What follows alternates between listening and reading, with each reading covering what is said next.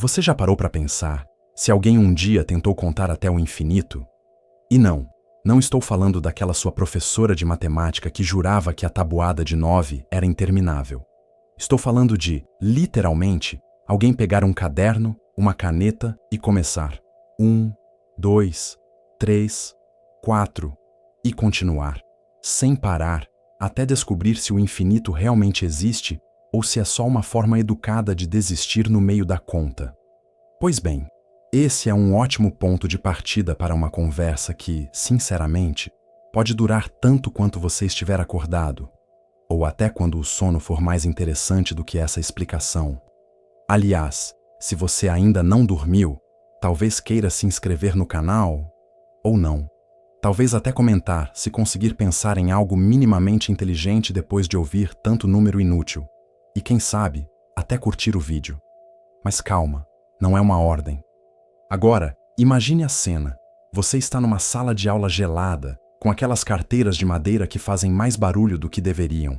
E o professor entra carregando um giz que já nasceu quebrado. Ele escreve um 8 deitado no quadro. Não é um desenho bonito, não é uma serpente mística, é só o símbolo do infinito. E, com a naturalidade de quem está pedindo para você abrir o caderno na página 15, ele solta. Hoje vamos falar sobre o infinito. O silêncio na sala é absoluto. Alguns alunos fingem anotar. Outros rezam para o recreio chegar antes da explicação. O que ninguém percebe é que esse tema pode ser tão fascinante quanto insuportável. Aliás, às vezes, as duas coisas ao mesmo tempo. A palavra infinito vem do latim infinitus, que significa literalmente sem limite.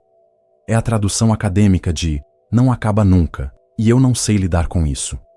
Desde sempre, os humanos tiveram um certo pavor e uma estranha atração por essa ideia. Afinal, nossa vida é limitada, nossas provas têm número de questões e até as férias acabam, geralmente mais rápido do que deveriam. Então, quando alguém aparece dizendo que existe algo que não tem fim, nossa primeira reação é a mesma que você teria se alguém dissesse que a cantina da escola oferece coxinhas infinitas. Primeiro você ri, depois você duvida, e no fim você desconfia que deve ter alguma pegadinha. Mas o infinito é traiçoeiro. Ele se disfarça de conceito simples, mas quando você tenta agarrar, ele escorrega como aquelas contas de divisão que nunca terminam. Aliás, lembre-se do número π, não o número de tortas, o outro, 3,1415 e assim por diante. Ele nunca acaba, nunca repete de forma previsível, e ninguém jamais conseguiu escrever todos os seus dígitos. O π é, por si só, uma lembrança matemática de que a gente vive cercado pelo infinito mesmo quando só quer medir a circunferência da pizza. E não é só a matemática que insiste nesse tipo de drama. A própria física adora brincar com a ideia de coisas infinitas. O espaço, por exemplo. Você olha para o céu, vê as estrelas e pensa, ok, deve ter um fim lá no fundo. Um muro invisível, talvez uma placa de proibido ultrapassar. Mas não. Os cientistas afirmam que o universo pode não ter fronteira. E mesmo que tivesse, sempre existiria a pergunta óbvia. O que tem depois da borda? Uma cerca cósmica? Um abismo? Uma placa de fim da linha, volte 2 casas?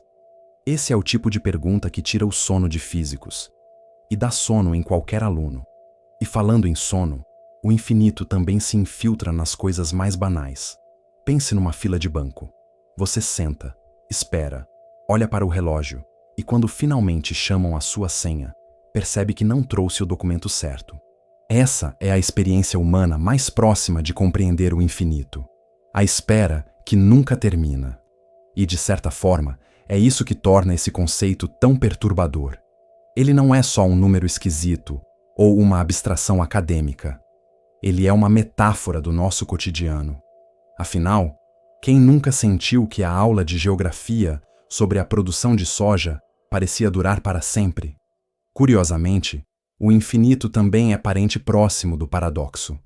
Zenão de Eleia, um filósofo grego que provavelmente tinha muito tempo livre, inventou problemas matemáticos para provar que o movimento não existe. Segundo ele, para você atravessar uma sala, primeiro precisa percorrer metade dela. Antes disso, precisa percorrer metade da metade, e assim por diante, infinitamente. Resultado: você nunca chega ao outro lado. Claro, na prática, você atravessa a sala, mas filosoficamente, você deveria estar preso no meio dela até hoje. E é aqui que o infinito mostra sua crueldade. Ele é lógico demais para ser ignorado, mas absurdo demais para ser vivido. Esse desconforto gera dois tipos de pessoas: as que evitam o assunto e as que mergulham nele até se afogar. Cantor, um matemático do século XIX, decidiu brincar com o infinito e descobriu que, na verdade, existem infinitos maiores que outros infinitos. Sim, você não leu errado. Há mais números entre 0 e 1 do que há números inteiros no universo. Isso é o equivalente matemático de descobrir que dentro da sua mochila existe outra mochila ainda maior, e dentro dela outra, e assim sucessivamente, até que você já não sabe mais se ainda tem um caderno ou se está segurando um buraco negro portátil. E enquanto isso, nós, meros mortais, tentamos fingir que entendemos o básico. O infinito está no quadro negro, nos livros, nos cálculos, nos céus estrelados. Está até no simples ato de pensar que, a cada vez que você conta mais um número, ainda existe outro esperando depois. O infinito é como aquele aluno que sempre chega atrasado. Não importa o quanto você se prepare, ele nunca termina de chegar. Agora, talvez você esteja se perguntando: por que alguém escolheria esse tema para um vídeo que deveria ajudar a relaxar antes de dormir? Simples. Porque não há nada mais sonífero do que uma explicação longa sobre algo que nunca acaba. É como ouvir uma aula de física teórica em velocidade reduzida. O raciocínio vai se alongando, se enrolando, e quando você menos percebe, já está piscando mais devagar do que deveria. E sinceramente, se você conseguir chegar ao fim desse vídeo sem cochilar, você merece uma medalha de resistência acadêmica. Mas calma, a gente ainda nem começou de verdade. Essa foi só a introdução. Um aquecimento para o que vem depois. Porque, se até agora falamos do infinito de forma vaga, quase poética, no próximo momento vamos descer um degrau e olhar para a matemática básica, aquela que você jurou que nunca usaria fora da escola. E adivinha só? Você vai usar, mesmo que seja só para perceber que o infinito estava escondido em operações tão simples quanto dividir uma pizza entre muitos amigos. E sobrar sempre alguém sem pedaço. E claro, isso não explica nada. Só abre mais perguntas. Afinal, será que o infinito é mesmo algo que podemos calcular? Ou é só uma invenção elegante para disfarçar a nossa incapacidade de lidar com limites? Talvez a resposta esteja mais próxima do que você imagina. Ou talvez esteja a anos-luz de distância. De qualquer forma, a gente já chega lá. O infinito é bonito no quadro negro, mas quando ele invade a matemática básica, vira aquele colega inconveniente que insiste em participar da conversa sem ter sido chamado. Imagine a seguinte situação. Você está tranquilo, fazendo suas contas, somando 2 mais 2, multiplicando 3 por 5, tudo organizado, tudo previsível. Aí, do nada, aparece o infinito no canto da sala, sorrindo como quem vai bagunçar o trabalho em grupo da 7ª série. E você sabe o que acontece em trabalhos em grupo. Sempre tem alguém que faz tudo, alguém que não faz nada e alguém que aparece só para comer a parte do lanche que não era dele. O infinito, nesse caso, é o terceiro aluno, inútil, mas impossível de ignorar. Quando se fala de infinito na matemática básica, o primeiro choque é perceber que ele não se comporta como um número comum. Você pode somar 2 mais 2 e obter 4. Mas tente somar infinito mais 1. A resposta continua sendo infinito. E se você fizer infinito mais 1 milhão, ou infinito vezes 2, adivinhe, continua infinito. É como se você estivesse tentando encher um balde sem fundo. Você pode jogar dentro quantos litros de água quiser, ele nunca vai encher. Aliás, essa é a frustração dos alunos que perguntam: professor, mas se eu adicionar alguma coisa ao infinito, não deveria mudar? Não, jovem padawan. Infinito não se altera, assim como aquele professor que insiste em corrigir prova com caneta vermelha, mesmo quando prometeu ser mais bonzinho. Outro exemplo clássico está na divisão. Tente dividir 1 por 2, você tem meio. Tente dividir 1 por 3, você tem 1/3. Continue dividindo por números cada vez maiores. 1 por 10 é 1/10. 1 por 100 é 1/100. 1 por 1000 é 1/1000. E assim por diante. Quanto maior o divisor, menor o resultado. Agora imagine dividir 1 por um número tão grande que não dá nem para escrever no papel.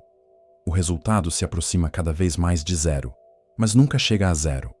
É como tentar alcançar o recreio durante uma aula interminável.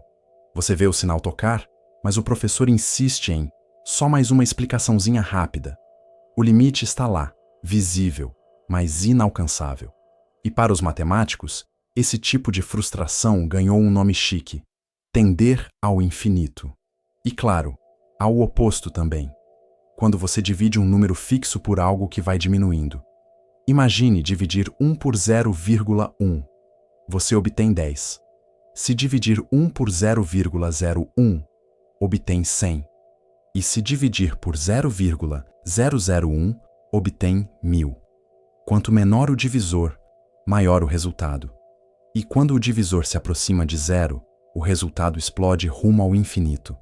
Esse é o momento em que o aluno levanta a mão e pergunta: Professor, mas se eu dividir 1 por 0 de verdade, o que acontece? E o professor, já cansado da vida, responde: Você não divide. Simplesmente não divide. É proibido. Não porque alguém assinou uma lei universal, mas porque a matemática simplesmente colapsa nessa situação. É como tentar explicar física quântica para um gato. O gato não liga e você se arrepende de ter tentado. O infinito também aparece nas progressões numéricas. Pense na sequência dos números naturais. 1, 2, 3, 4, 5 e assim por diante. Ela nunca acaba. Não existe o último número. Não importa quão alto você conte, sempre haverá mais um esperando. É como aqueles episódios de novela que você jura que vão acabar, mas descobrem uma forma milagrosa de prolongar por mais 100 capítulos. A matemática não se importa com o seu tédio. Os números estão lá, marchando rumo ao nada, sem fim. E já que falamos em marchar sem fim, temos também as séries infinitas. São somas que nunca terminam. Por exemplo, 1/2 mais 1/4 mais 1/8, mais 1/16 e assim por diante. Você soma, soma, soma e descobre que a soma se aproxima de 2. Nunca chega em 2, mas se aproxima cada vez mais. É como caminhar até uma porta dando passos pela metade. No primeiro passo você cobre metade da distância, no segundo cobre metade da metade, no terceiro metade da metade da metade. Você sempre avança, mas nunca chega à porta.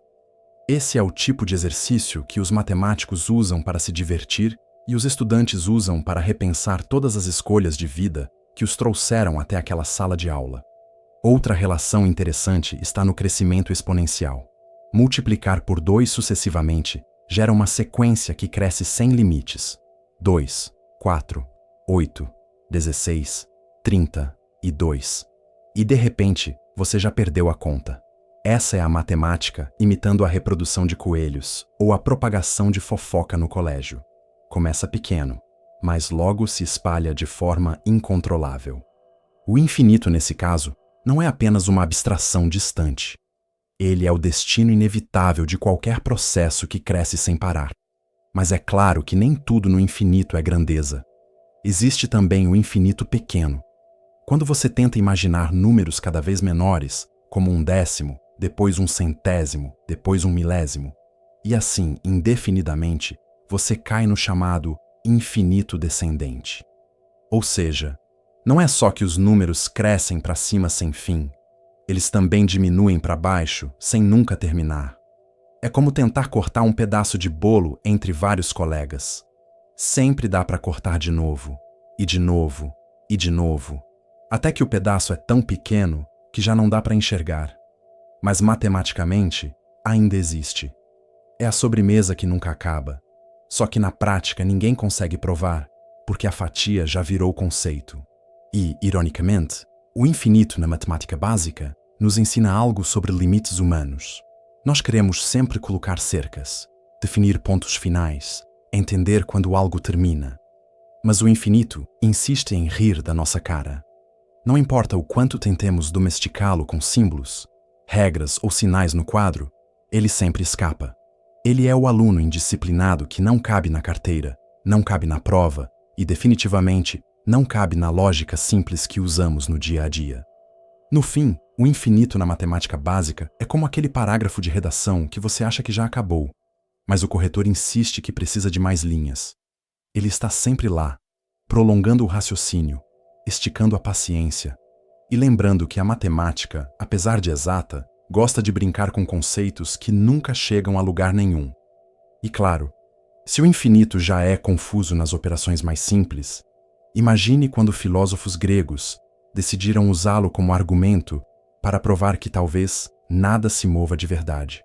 Mas será que essas ideias antigas sobre o infinito fazem algum sentido até hoje?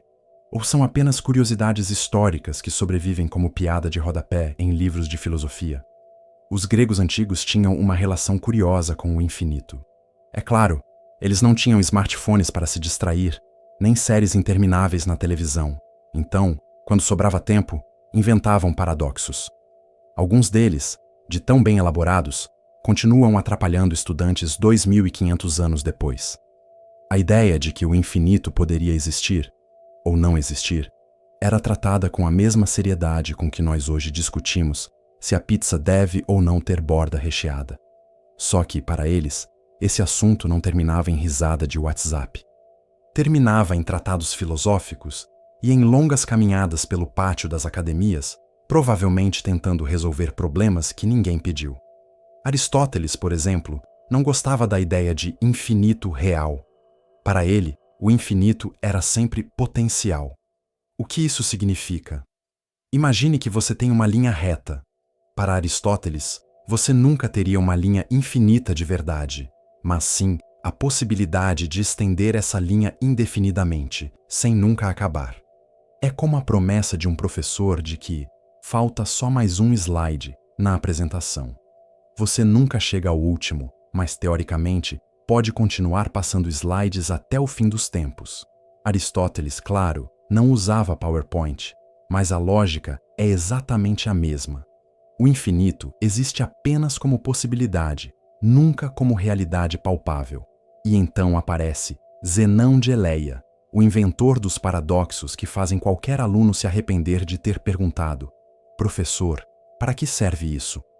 O mais famoso é o da corrida entre Aquiles e a tartaruga. Zenão propõe o seguinte: dê uma vantagem inicial para a tartaruga e depois mande Aquiles correr atrás dela. Enquanto Aquiles chega ao ponto onde a tartaruga estava, ela já andou um pouco mais à frente. Quando Aquiles chega a esse novo ponto, a tartaruga já se moveu mais um pouco. E assim, infinitamente, Aquiles nunca alcança a tartaruga. É um raciocínio perfeito, até você perceber que na vida real, Aquiles obviamente alcançaria a tartaruga em alguns segundos, a não ser que tropeçasse no próprio cadarço. Mas Zenão não estava preocupado com corridas justas. Ele estava interessado em mostrar que o movimento, quando analisado com infinidades de divisões, parecia impossível. Outro paradoxo de Zenão é o da dicotomia. Para atravessar uma sala, você precisa primeiro percorrer metade do caminho, depois metade da metade, depois metade da metade da metade, e assim por diante. O resultado: você nunca chega ao destino. É como aquele aluno que promete "já estou chegando", quando na verdade ainda nem saiu de casa. Sempre falta um pedacinho. E se você tentar esperar até o fim, vai ficar parado na porta, eternamente, se perguntando se a aula de filosofia já acabou ou se você apenas adormeceu com os olhos abertos. É fascinante perceber como os gregos transformaram o infinito em problema filosófico. Eles não tinham cálculo, nem notação algébrica, mas já desconfiavam que havia algo de errado com nossa noção intuitiva de espaço e tempo.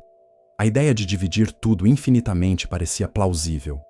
Afinal, sempre dá para cortar algo em duas partes menores. Você corta uma maçã em duas, depois cada metade em duas, e assim por diante. Mas se seguir esse raciocínio até o limite, você acaba se perguntando: existe uma parte mínima, indivisível? Ou você pode cortar para sempre? Essa dúvida, que já incomodava Demócrito com sua ideia de átomos, é uma das sementes da física moderna. Quem diria que o drama de cortar maçãs teria ligação com mecânica quântica? E não pense que todos os gregos estavam de acordo. Alguns aceitavam a existência de infinitos de maneira quase religiosa, como se fosse uma característica inevitável da realidade. Outros os rejeitavam, dizendo que era uma ilusão criada por nossa mente limitada. Platão, claro, arrumou um jeito de enfiar o infinito dentro do seu mundo das ideias, porque Platão tinha uma categoria para absolutamente tudo. Se existia justiça, coragem e beleza no mundo das formas, por que não também o infinito? Assim, ele ficava lá, intocado, perfeito, servindo de modelo para nossas tentativas desajeitadas de lidar com a matemática. O interessante é perceber como os paradoxos gregos anteciparam discussões que só seriam formalizadas séculos depois. Zenão não tinha como provar matematicamente o que dizia, mas sua intuição estava estranhamente próxima de noções modernas sobre limites e convergência. Quando hoje dizemos que a soma de uma série infinita pode ser um número finito, estamos, de certa forma, respondendo a Zenão. Sim, é possível percorrer infinitas metades de caminho em um tempo finito. É contraintuitivo, mas é exatamente isso que o cálculo moderno nos permite entender. O que, claro, não ajuda em nada o aluno da 7ª série que continua achando mais confuso do que dividir um lanche coletivo entre 9 pessoas. E, ironicamente, os gregos ainda tinham tempo para associar o infinito a algo divino. Para eles, o que não tinha limite estava além da compreensão humana e, portanto, mais próximo dos deuses. Essa mistura de filosofia, matemática e quase religião mostra como o infinito já carregava desde o início esse ar de mistério insolúvel. Não era apenas uma questão de números, era uma questão de existência. A graça é que, apesar de tanto debate, o infinito continuou sendo um problema em aberto. Séculos depois, quando a matemática avançou, muitas dessas intuições gregas ainda serviram de base para novas teorias. Mas a pergunta essencial, se o infinito existe de fato ou é só uma ilusão útil, nunca foi resolvida completamente. E talvez nunca seja. Afinal, o infinito tem essa mania de escapar pelas bordas do raciocínio humano, como água tentando ser segurada com as mãos. E se os gregos já se perdiam nessa discussão, imagine o que aconteceria quando religiões e filósofos medievais resolveram pegar a palavra infinito e colar diretamente em Deus. Quando a matemática e a filosofia já estavam suficientemente confusas com o infinito, alguém teve a brilhante ideia de misturar religião na equação. E se antes o infinito era uma linha que nunca acabava, ou uma corrida em que Aquiles nunca alcançava uma tartaruga, agora ele virou um atributo divino. Porque, claro, se existe algo que precisa ser grande, absoluto e inalcançável, por que não usar justamente o conceito que ninguém entende direito? Assim, Deus passou a ser descrito como infinito. Infinito em poder, em sabedoria, em bondade. O que, para alguns filósofos, era um consolo, e para outros, um convite a crises existenciais que duravam mais do que qualquer missa de domingo. Agostinho de Hipona, por exemplo, refletia sobre o tempo e a eternidade, tentando compreender como Deus podia existir fora do tempo. Para ele, passado e futuro eram ilusões humanas, e só o presente realmente existia. Mas Deus, sendo infinito, abarcava todos os tempos ao mesmo tempo. O que soa impressionante até você tentar imaginar como seria viver todos os seus aniversários simultaneamente. É como cantar parabéns para você, em todas as idades de uma só vez. O bolo seria infinito, mas a confusão mental também. Na Idade Média, Tomás de Aquino reforçou essa ideia, argumentando que só Deus poderia ser verdadeiramente infinito. Tudo o mais, por mais grandioso que fosse, ainda teria limites. As estrelas, o universo, a própria imaginação humana, tudo teria fronteiras. Apenas Deus, na sua visão, escapava dessa gaiola cósmica. Era uma forma elegante de dizer que, quando você se deparasse com algo inexplicável, A resposta já estava pronta. Deus é infinito, logo, não precisa de mais explicação. O truque retórico perfeito para encerrar debates sem realmente resolvê-los. Mas não era só o cristianismo que se encantava com o infinito. No hinduísmo, por exemplo, a ideia de ciclos infinitos de criação e destruição já existia muito antes. O universo não tinha começo nem fim definitivos. Ele apenas respirava, como um organismo cósmico, expandindo e contraindo, numa dança eterna.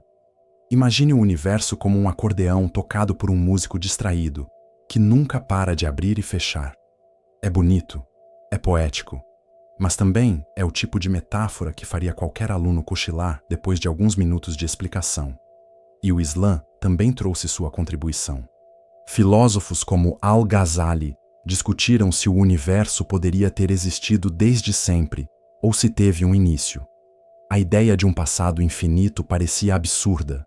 Se o tempo já tivesse se estendido para sempre para trás, como teríamos chegado até o presente? É como estar numa fila que já dura a eternidade e, de repente, perceber que você chegou ao caixa. Algo não bate. Essa intuição, curiosamente, ainda ecoa em debates cosmológicos atuais sobre o começo do universo. O interessante é que, ao associar infinito a Deus, as religiões criaram um atalho conceitual. Afinal, quando se fala em algo maior que tudo, mais poderoso que qualquer coisa, e além de toda compreensão, já se está falando do infinito, mesmo que ninguém consiga definir direito o que ele significa. É uma jogada inteligente. Usar um conceito matemático que ninguém entende para reforçar um conceito teológico que também ninguém entende. 2 mistérios pelo preço de um. A filosofia medieval também flertava com paradoxos semelhantes aos de Zenão, mas agora com roupagem religiosa. Se Deus é infinito, pode ele criar algo maior que ele mesmo? Essa é a versão teológica daquelas perguntas de criança que deixam adultos desconfortáveis. Outra. Se Deus é infinito em bondade, por que o mal existe? A resposta geralmente era tão longa que a pessoa que perguntou já tinha desistido de ouvir antes da conclusão. E não podemos esquecer do infinito aplicado à eternidade da alma.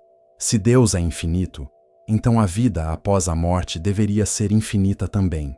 O paraíso, descrito como felicidade eterna, e o inferno, como sofrimento sem fim. Essa é talvez a aplicação mais prática e aterrorizante do conceito. Afinal, qualquer coisa que dure para sempre, seja boa ou ruim, parece rapidamente insuportável. Pense em ouvir a mesma música favorita repetida infinitamente. Nos primeiros minutos, prazer. Depois de algumas horas, cansaço. Após 100 anos, provavelmente tortura. E, no entanto, a promessa religiosa era de infinitude em ambas as direções.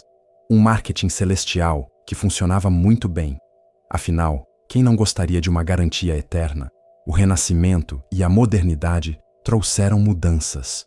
Com Copérnico, Galileu e Newton, o universo começou a parecer também infinito. Não era mais apenas Deus que não tinha limites. O cosmos também parecia escapar a qualquer tentativa de fronteira. E então começou a confusão.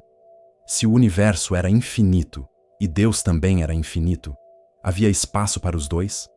Ou estaríamos falando da mesma coisa? Questões assim alimentaram debates filosóficos intermináveis, alguns tão enrolados quanto explicações de álgebra no quadro. O mais irônico é que, ao tentar aproximar infinito e divindade, os pensadores talvez tenham feito o oposto.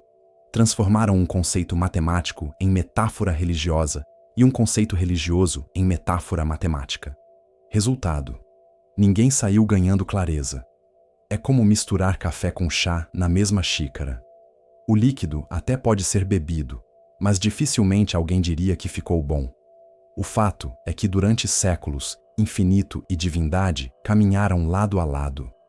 E ainda hoje, quando pensamos no absoluto, no que está além da nossa compreensão, recorremos a essa mesma palavra, infinito.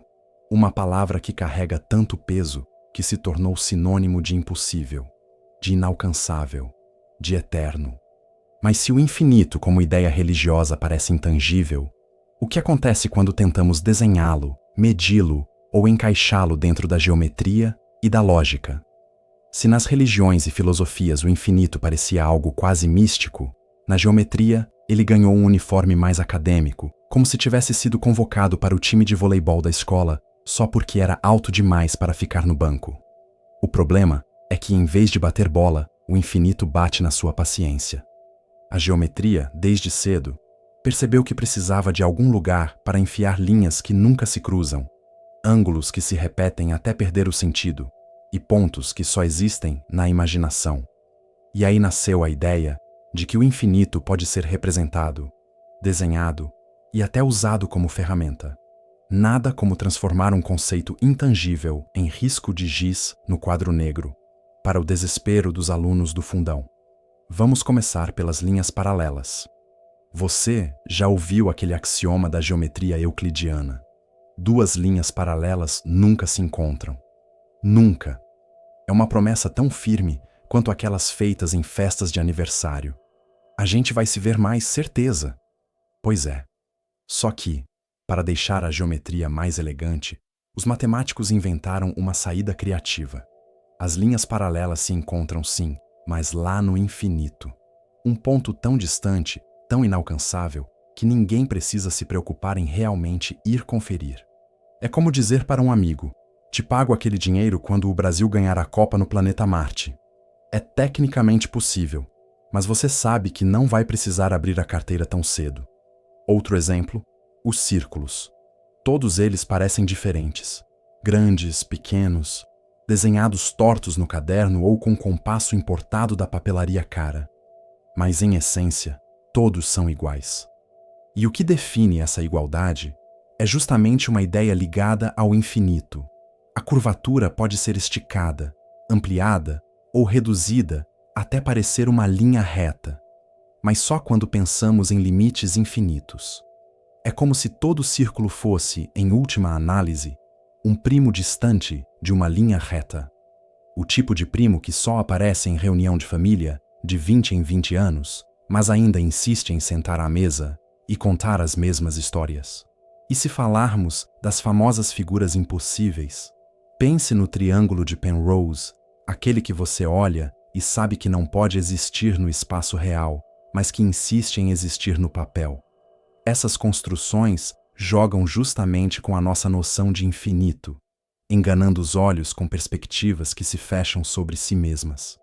É a geometria se comportando como mágica barata de festa infantil. Você sabe que é truque, mas não consegue descobrir como foi feito. A geometria também adora brincar com o infinito em paradoxos visuais. Pegue, por exemplo, a espiral de Arquimedes. Ela começa pequena, no centro, e vai se abrindo indefinidamente. Você pode girar em torno dela para sempre, e ela nunca vai parar de se expandir. Agora, imagine que essa espiral cabe inteira dentro de um quadrado finito. Sim, é possível. É como colocar uma fila infinita de alunos dentro de uma sala pequena. Na prática, não funciona, mas no papel da matemática, todos cabem confortavelmente. Talvez seja a única vez em que a superlotação escolar parece organizada. Outro terreno fértil para o infinito geométrico são as dimensões. A gente vive no espaço tridimensional, altura, largura e profundidade. Mas os matemáticos decidiram imaginar espaços com 4, 5, 10 dimensões. Ou, por que não, infinitas dimensões. A partir daí, nascem objetos como o hipercubo, que é basicamente um cubo, só que multiplicado pela sua imaginação. Tente desenhar isso no caderno e você vai perceber que seu desenho parece mais uma pipa mal feita do que uma figura matemática séria. Mas está tudo bem. Até os professores, quando desenham no quadro, fazem figuras que parecem mais rabiscos de criança do que representações fiéis do cosmos. E se você acha que isso já é complicado, espere até ouvir falar dos fractais. Essas figuras são construções geométricas que se repetem infinitamente em escalas cada vez menores. A curva de Koch, por exemplo, começa como uma linha reta.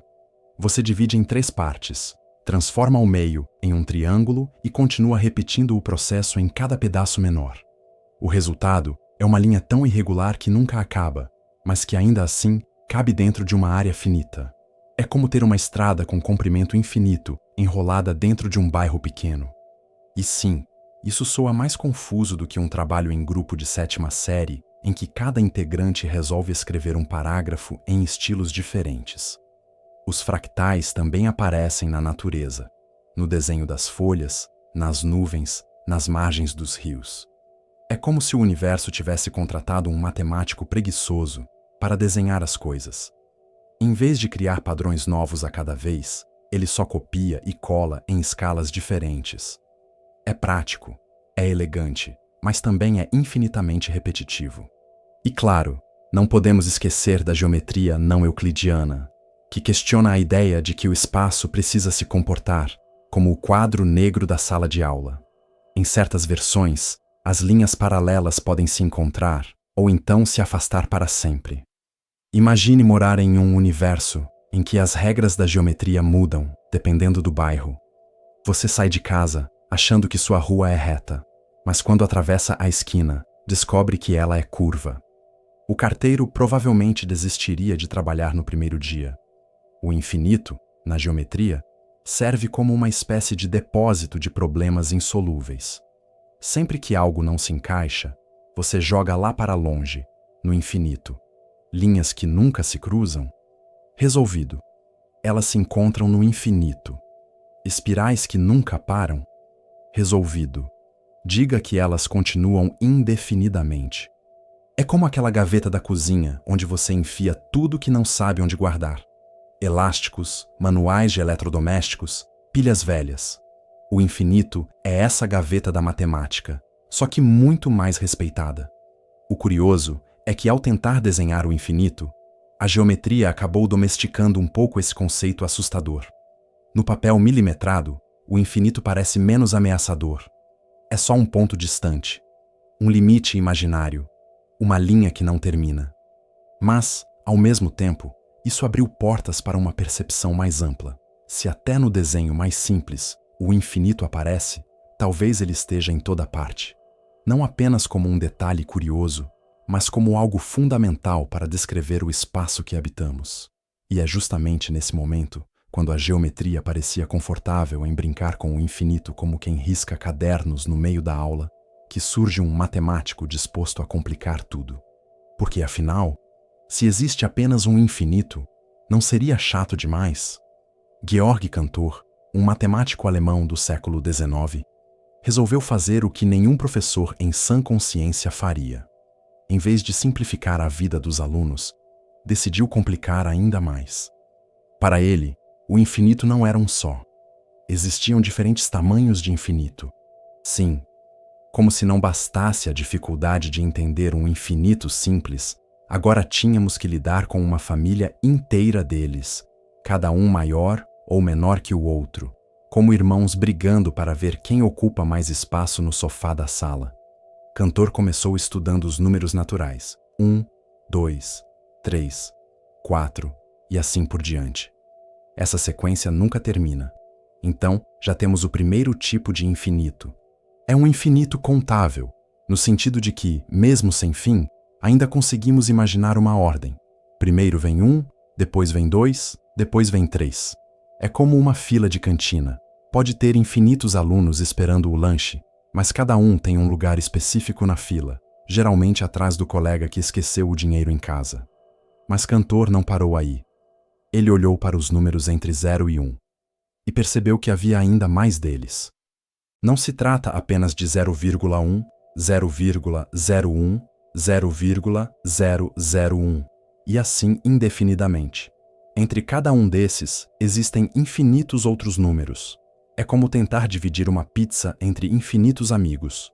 Você pensa que já distribuiu tudo, mas sempre aparece mais alguém batendo na porta com a frase "Guarda um pedacinho para mim?". A conclusão de Cantor foi chocante. O conjunto dos números reais, aqueles que incluem todas as casas decimais possíveis, é um infinito maior do que o dos números naturais. Ou seja, existem infinitos que são mais infinitos do que outros. A demonstração mais famosa de Cantor é chamada de argumento diagonal. Ele supôs que seria possível listar todos os números reais entre 0 e 1. Depois, construiu um novo número alterando a primeira casa do primeiro número, a segunda casa do segundo, a terceira do terceiro, e assim por diante. Esse novo número, por construção, não estava na lista original, o que prova que a lista nunca poderia estar completa.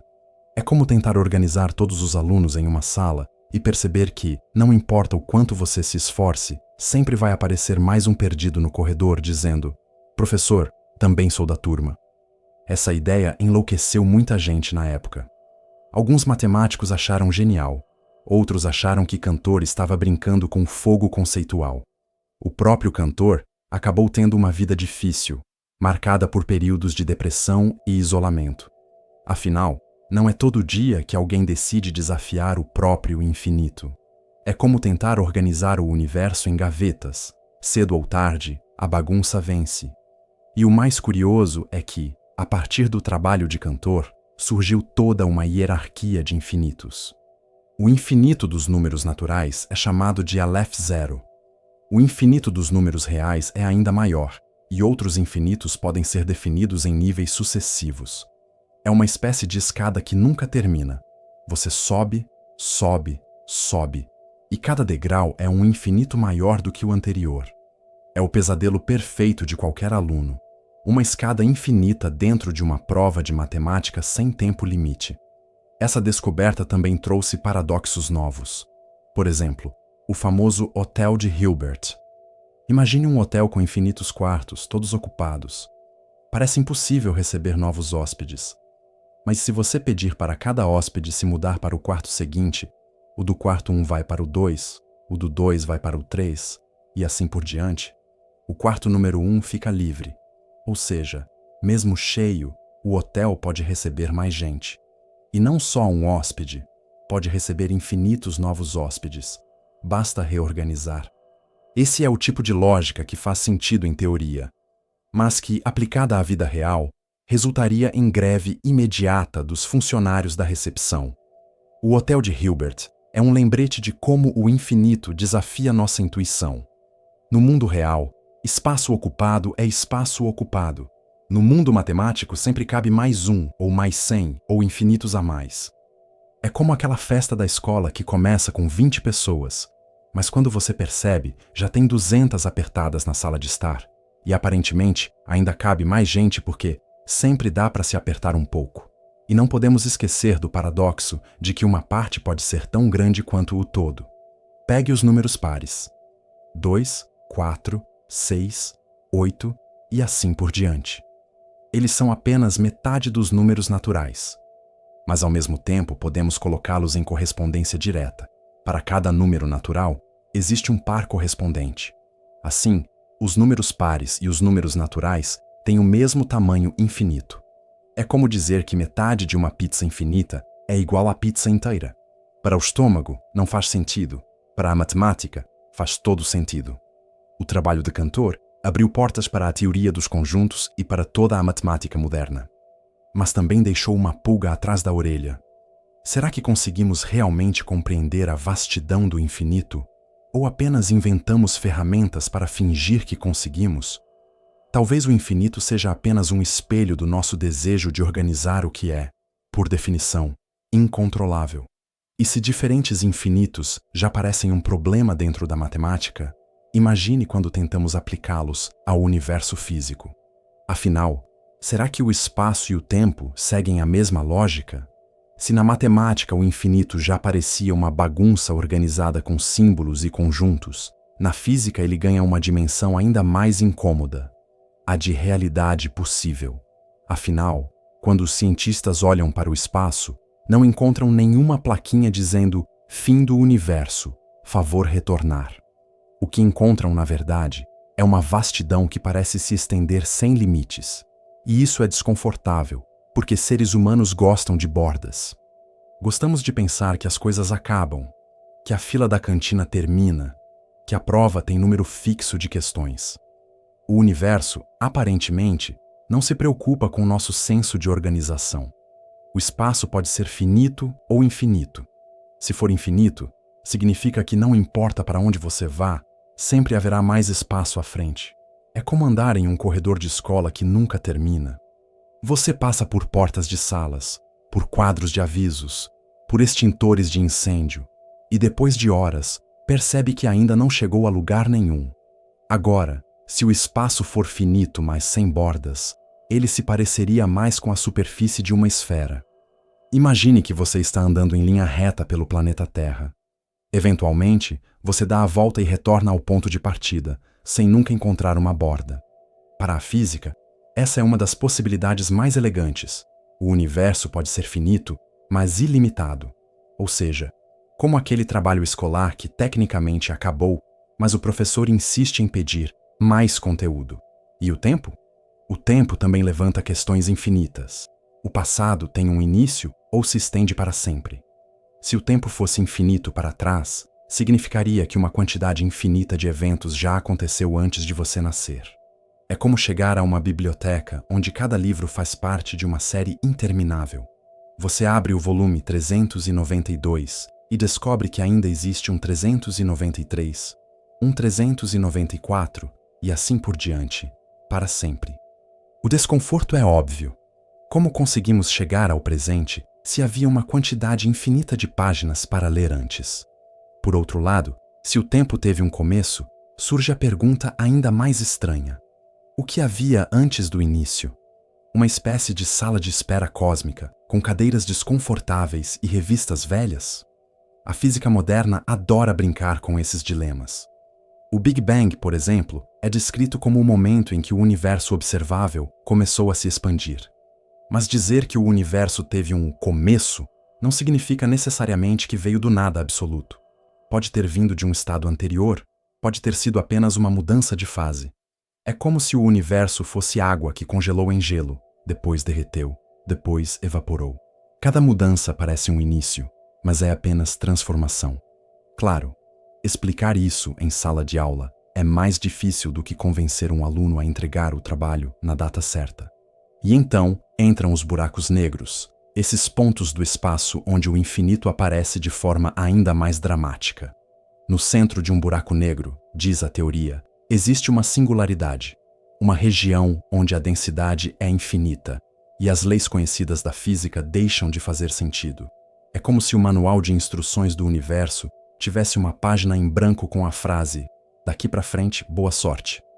A ideia de densidade infinita parece tão absurda que muitos físicos acreditam que a matemática está apenas escondendo nossa ignorância. Mas, por enquanto, a singularidade permanece como o equivalente cósmico àquele aluno misterioso que nunca aparece na aula, mas que sempre está na lista de chamada. O infinito também aparece no conceito de expansão do universo. Desde as observações de Edwin Hubble, sabemos que as galáxias estão se afastando umas das outras. Quanto mais distante a galáxia, mais rápido ela parece se afastar. Isso sugere que, em grande escala, o espaço está se expandindo indefinidamente. Se essa expansão continuar para sempre, o universo poderá se esticar até se tornar frio, vazio e silencioso. Um fim que, ironicamente, é infinito em duração. É como uma festa que nunca acaba, mas onde a música parou de tocar faz tempo e ninguém tem coragem de ir embora. E, claro, existem as partículas elementares e a mecânica quântica, onde o infinito insiste em aparecer nos cálculos. Em muitas equações, quando os físicos tentam prever o comportamento das partículas, surgem resultados infinitos. Como não dá para aceitar que a energia de uma partícula seja literalmente infinita, eles inventaram métodos de renormalização, que basicamente é um jeito educado de dizer: vamos fingir que esse infinito não existe e trabalhar com um valor mais amigável. É a versão científica de corrigir a prova com caneta azul, porque a vermelha dá uma impressão muito negativa. O mais irônico de tudo é que, enquanto o infinito incomoda os matemáticos porque desafia a lógica, incomoda os físicos porque desafia a realidade. Um número sem fim pode até ser aceito no quadro negro, mas no laboratório ele soa como um erro de cálculo. E, no entanto, não conseguimos fugir dele. O infinito está presente nas nossas tentativas de medir o universo, de descrever partículas, de entender o espaço e o tempo.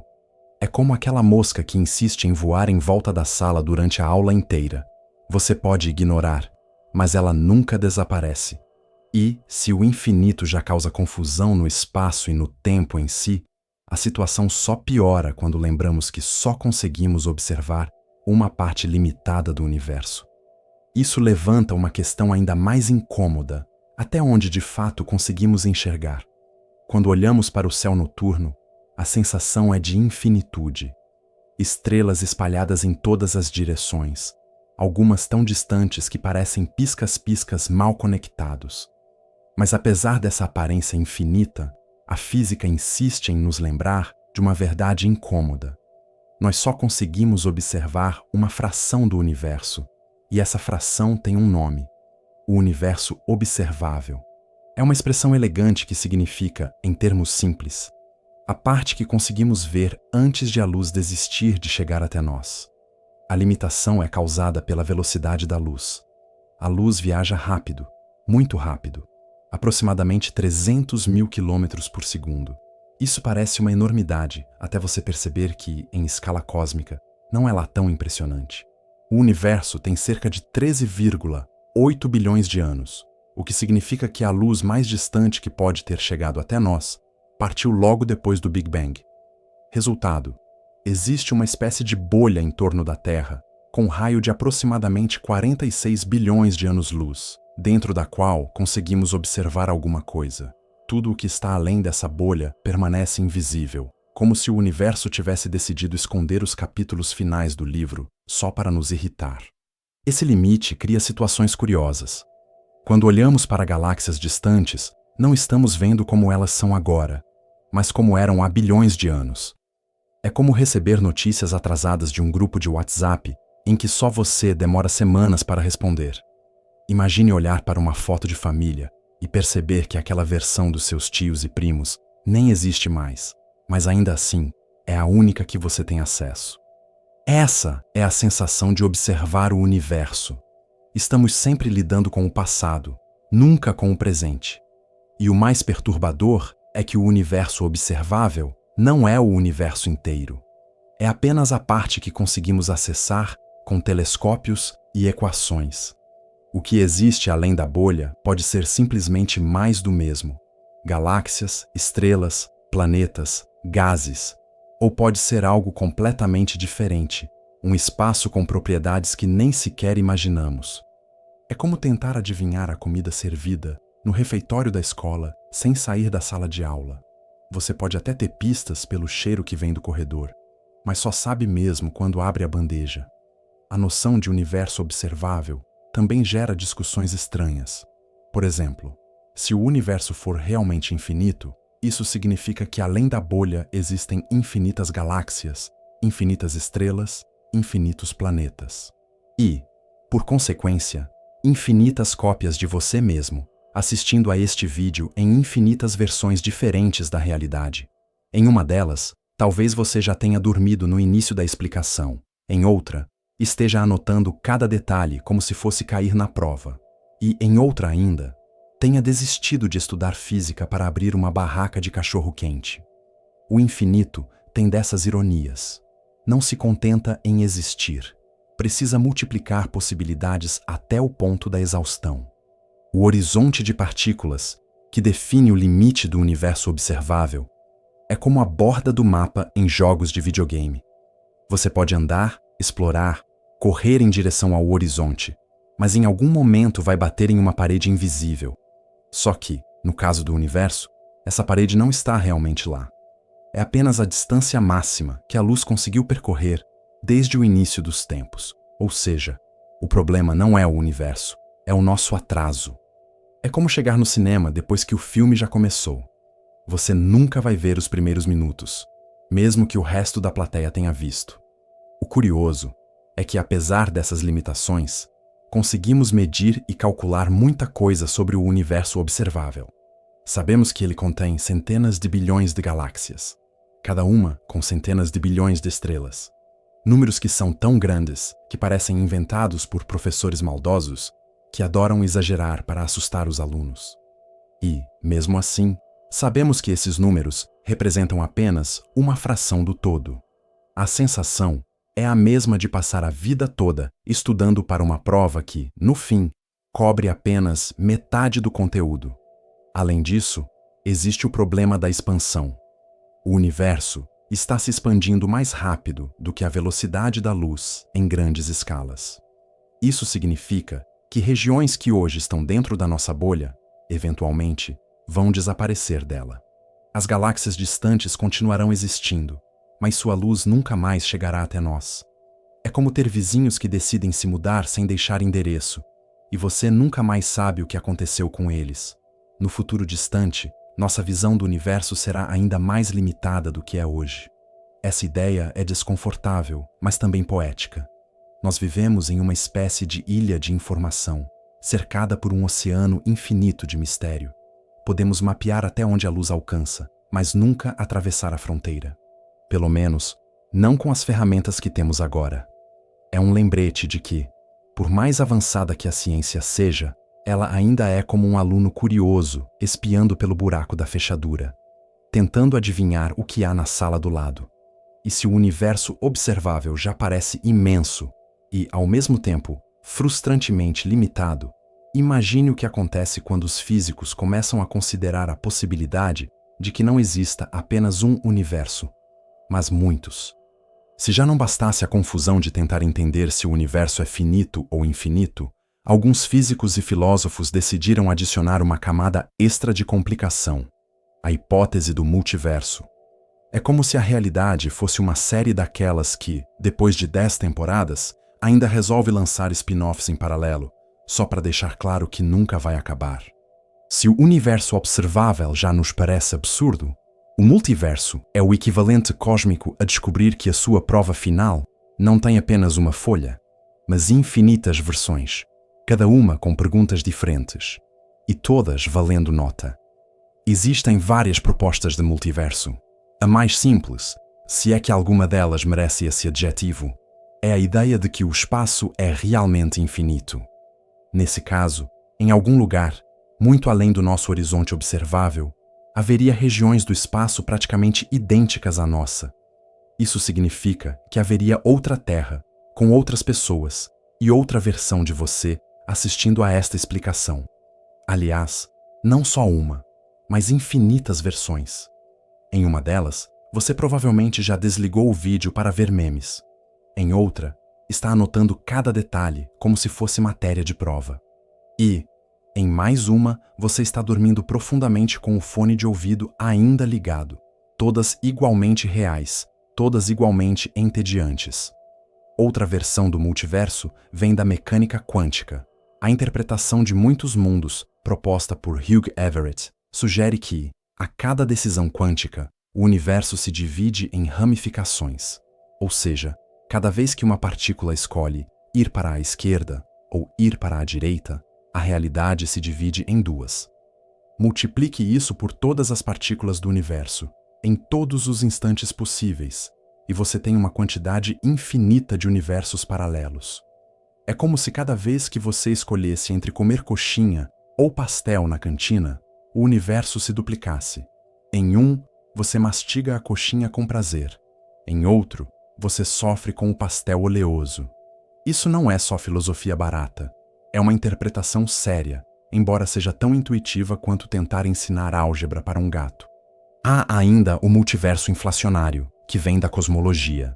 Segundo essa teoria, o Big Bang não teria sido um evento único, mas apenas uma bolha em um processo de inflação eterna. Imagine o espaço como um refrigerante efervescente, cheio de bolhas que surgem e crescem. Cada bolha seria um universo, com suas próprias leis da física. Em uma bolha, a gravidade poderia ser mais forte.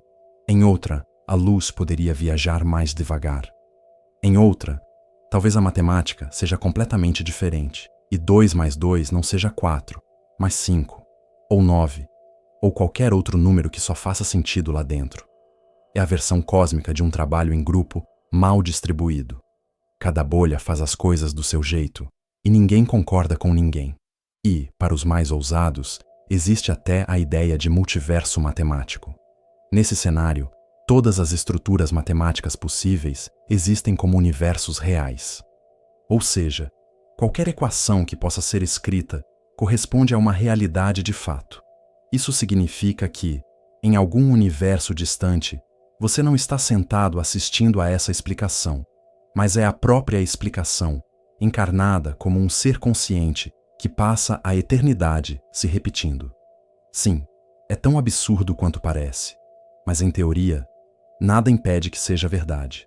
O problema do multiverso, claro, é que ele parece impossível de comprovar. Como observar universos além do nosso, se por definição eles estão fora do alcance da nossa visão e da nossa física? É como tentar corrigir a prova de um aluno que nunca apareceu na sala. Você sabe que o nome dele está na lista de chamada, mas nunca viu o rosto. Isso gera uma divisão. Alguns cientistas adoram a hipótese do multiverso porque ela resolve problemas teóricos elegantes. Outros a detestam porque, se não pode ser testada, não passa de especulação. É a diferença entre matemática rigorosa e fofoca cósmica. Ainda assim, o multiverso é fascinante. Ele amplia nossa noção de infinito para muito além do espaço que vemos. Não é apenas que o universo é grande demais. É que pode haver outros universos, infinitos, cada um com suas regras próprias. É o equivalente metafísico de abrir a gaveta errada e descobrir que, atrás dos talheres, existe uma passagem secreta para outro mundo inteiro. E sim, provavelmente um mundo onde as provas da escola são ainda mais difíceis. O que torna o multiverso ainda mais perturbador é o que ele implica sobre nós. Se existem infinitas versões de tudo, a nossa própria identidade se dissolve em uma coleção interminável de cópias. A pergunta "quem sou eu?" vira "qual das infinitas versões de mim eu sou neste momento?" É uma crise existencial digna de nota, embora na prática não mude nada. Você ainda precisa terminar seu trabalho de escola ou sua planilha de escritório. Mas é o tipo de crise que os filósofos adoram alimentar e que os cientistas toleram com um suspiro resignado. E se o multiverso já parece complicado, espere até voltarmos nosso olhar novamente para dentro de um único universo. Porque mesmo sem múltiplos cosmos paralelos, ainda temos fenômenos que flertam diretamente com o infinito, regiões do espaço onde a lógica se dobra e tudo parece desaparecer no nada. Poucos lugares no universo carregam tanta fama de flertar com o infinito quanto os buracos negros. Esses objetos são como aquele aluno enigmático da sala. Ninguém sabe muito bem o que ele pensa, ninguém entende direito o que ele faz, mas todos sabem que é melhor não mexer muito com ele. O buraco negro é, em essência, uma região do espaço onde a gravidade venceu tudo. Venceu a matéria, venceu a energia, venceu até a luz. Ali não há escapatória. Tudo o que cruza o chamado horizonte de eventos está condenado a nunca mais voltar. É o equivalente cósmico a cair em um grupo de WhatsApp de família. Uma vez lá dentro, você pode até tentar sair, mas nunca realmente consegue. A física descreve o centro de um buraco negro como uma singularidade. E o que é uma singularidade? É um nome bonito que os cientistas inventaram para dizer: aqui, nossa matemática parou de funcionar, boa sorte com isso. A densidade se torna infinita, o espaço-tempo se curva de maneira tão extrema que as equações deixam de oferecer respostas coerentes. Em outras palavras, é a página em branco do manual do universo. Quando você chega nesse ponto, a única instrução é: consulte o suporte técnico. Mas o suporte técnico, no caso, é uma nova teoria da física que ainda não existe. Antes de chegar à singularidade, porém, existe o horizonte de eventos. Esse é o limite além do qual nada escapa. Se você observar de fora, verá que tudo que cai em direção ao buraco negro parece desacelerar, aproximando-se do horizonte cada vez mais devagar, até quase congelar. Mas para quem está caindo, a experiência é muito diferente. Atravessar o horizonte é algo absolutamente normal. Só que não há volta. É como atravessar a porta da sala de aula. Do lado de fora, os amigos ainda veem você hesitar na entrada. Do lado de dentro, você já está preso para 2 horas de explicação sobre equações quadráticas. Outro aspecto intrigante é o fenômeno chamado de espaguetificação. Quando um objeto cai em um buraco negro, a diferença de gravidade entre a parte mais próxima e a mais distante dele é tão grande que o objeto é esticado como um macarrão. Imagine sua própria pessoa transformada em uma espécie de linguine cósmico. É trágico, mas ao mesmo tempo, de certa forma, engraçado. Especialmente se você imaginar isso acontecendo com um astronauta que ainda segura firme o manual de instruções na mão. Stephen Hawking trouxe ainda mais tempero a esse prato já confuso ao propor que os buracos negros não são totalmente negros. Eles emitem radiação, a chamada radiação de Hawking, e, portanto, podem eventualmente evaporar. Isso significa que, em escalas de tempo absurdamente longas, um buraco negro pode desaparecer, deixando apenas radiação para trás. É como descobrir que aquela parede intransponível do colégio, um dia, vai simplesmente se dissolver em poeira. Só que não adianta esperar sentado, porque o tempo necessário para isso acontecer é tão grande que faz o intervalo entre suas férias de escola parecer instantâneo. Os buracos negros também levantam a famosa questão da informação. Se algo cai em um buraco negro, o que acontece com as informações sobre esse algo? Elas desaparecem para sempre? Isso seria um problema, porque as leis da física dizem que a informação não pode ser destruída. A discussão gerou debates acalorados entre físicos, como se fossem alunos discutindo quem ficou com o último pedaço de pizza. Alguns acreditam que a informação fica guardada na superfície do horizonte de eventos. Outros pensam que ela escapa de algum jeito misterioso junto com a radiação. O fato é que ninguém sabe ao certo, e esse mistério continua alimentando mais artigos científicos do que qualquer aluno gostaria de ler em toda a vida. Vale lembrar que os buracos negros não são apenas monstros devoradores de matéria. Eles também desempenham papéis importantes na formação das galáxias. Muitos deles ficam no centro das galáxias, como um diretor de escola mal-humorado, impondo ordem no pátio. Sua gravidade ajuda a organizar as órbitas das estrelas, e, paradoxalmente, sua presença pode ser crucial para a estrutura de longo prazo do universo. Ou seja, o mesmo objeto que parece destruir tudo ao redor também pode ser essencial para manter as coisas em pé. Uma ironia cósmica digna de nota. E claro, os buracos negros continuam sendo laboratórios naturais para o estudo do infinito. São lugares onde espaço, tempo e matéria se esticam até os limites máximos, desafiando qualquer intuição. Para muitos físicos, é nesse tipo de ambiente que uma teoria unificada, a famosa teoria que conciliaria relatividade e mecânica quântica, pode finalmente nascer. Até lá, porém, ficamos com essa mistura desconfortável de conceitos que não se encaixam, como peças de quebra-cabeça emprestadas de caixas diferentes. Mas se os buracos negros já são capazes de mexer com nosso senso de infinito de maneiras tão dramáticas, o que dizer do próprio destino final do universo?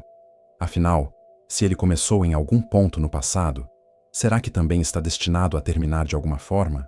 Quando falamos do fim do universo, estamos lidando com um tipo especial de tragédia, aquela que ninguém vai estar vivo para assistir. É quase como preparar uma grande apresentação de trabalho em grupo e perceber que, no dia da apresentação, a escola já foi demolida. Existem várias hipóteses para o destino final do cosmos, e todas elas compartilham uma característica em comum. São deprimentes.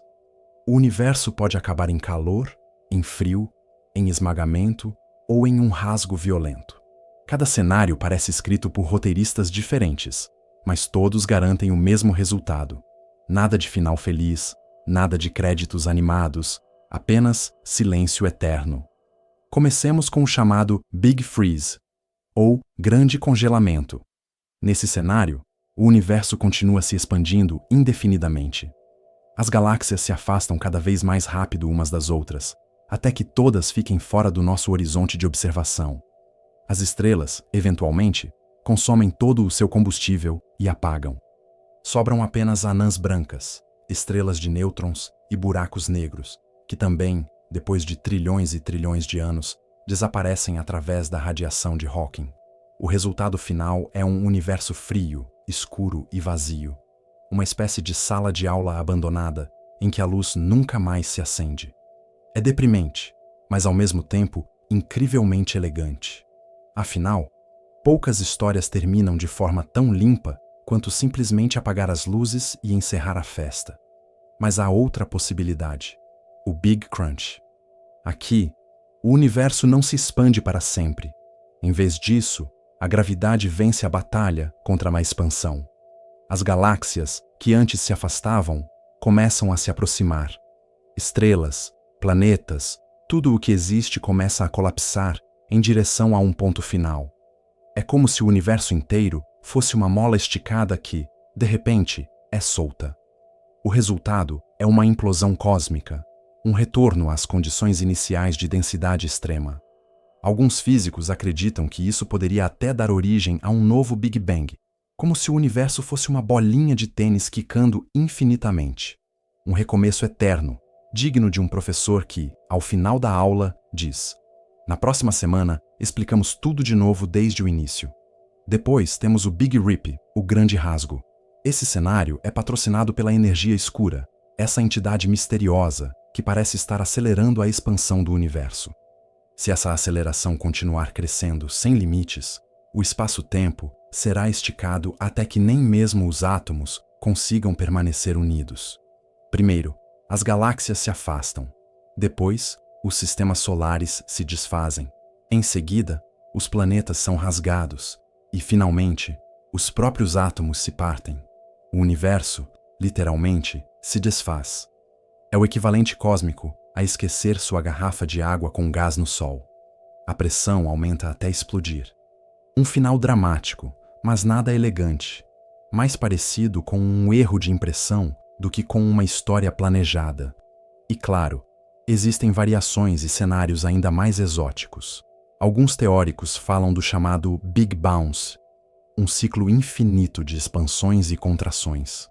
O universo se expande, colapsa, recomeça, e assim indefinidamente. É como assistir à mesma peça de teatro em looping, sem nunca ter direito a uma cena final. Outros mencionam o vácuo metastável. Nesse caso, uma bolha de energia mais estável poderia surgir em algum ponto do espaço, expandindo-se à velocidade da luz e destruindo tudo no caminho. A parte mais perturbadora desse cenário é que ele aconteceria sem aviso. Uma hora você está tranquilamente almoçando, na outra, o universo inteiro já foi reconfigurado em leis físicas diferentes. É como descobrir, no meio da prova, que o professor trocou o enunciado sem avisar ninguém. O mais irônico é que, independentemente de qual cenário seja verdadeiro, todos envolvem o infinito de alguma forma. No Big Freeze, o universo continua se expandindo para sempre. No Big Crunch, o ciclo pode se repetir infinitamente. No Big Rip, o espaço é esticado até o limite, dissolvendo tudo. Em todos os casos, o infinito aparece, seja como duração interminável, seja como intensidade sem limites. O universo parece ter uma fixação por esse conceito, como se não pudesse simplesmente terminar de maneira simples, com uma cortina descendo no palco. Não, precisa ser infinito até no modo de acabar. E enquanto discutimos esses cenários, há um detalhe ainda mais desconfortável. Não temos como observar o futuro para saber qual será o verdadeiro destino. Estamos presos ao presente, tentando extrapolar equações, como alunos que chutam respostas na esperança de acertar. A expansão atual do universo nos dá pistas, mas não certezas. E, como sempre, a física adora deixar perguntas abertas só para manter o suspense. Assim, cada modelo cósmico é como uma versão alternativa de final de novela. Pode acabar em tragédia, pode acabar em silêncio, pode acabar em repetição eterna. Nós, espectadores, não teremos o privilégio de assistir.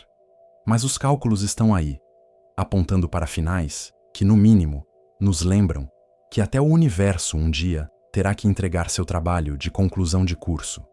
Mas se nem mesmo o fim do cosmos consegue nos dar uma resposta definitiva, talvez reste apenas aceitar que o infinito é mais uma desculpa do universo para prolongar a conversa.